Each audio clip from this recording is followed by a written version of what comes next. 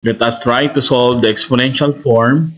What is the value of x in the equation 8 raised to 3x plus 5 equals 16 raised to 2x minus 3, a negative 27, b negative 15, c negative 1, and d 4. Take note that we are talking about exponential form.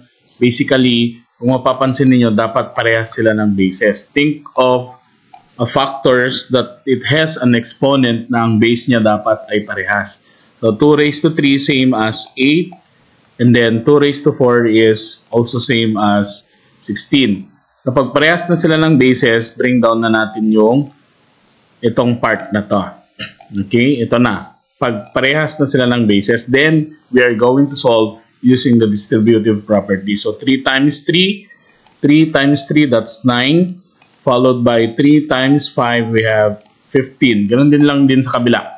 4 times 2x, we have 8x. Then, 4 times negative 3, that's negative 12. Then, disregard na itong dalawang to. Pag nakarating kayo sa part na to, automatically solve for x na tayo.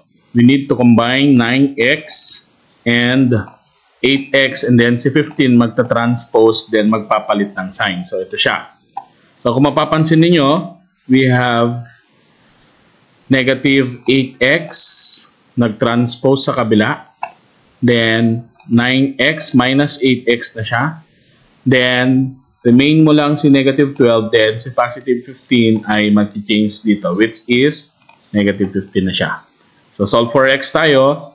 X now is equal to negative 27. Paano nakuha yun? We need to subtract 9x minus 8x, that's x.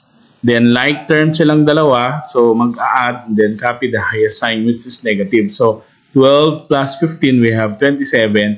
Then, yung sign niya is negative 27.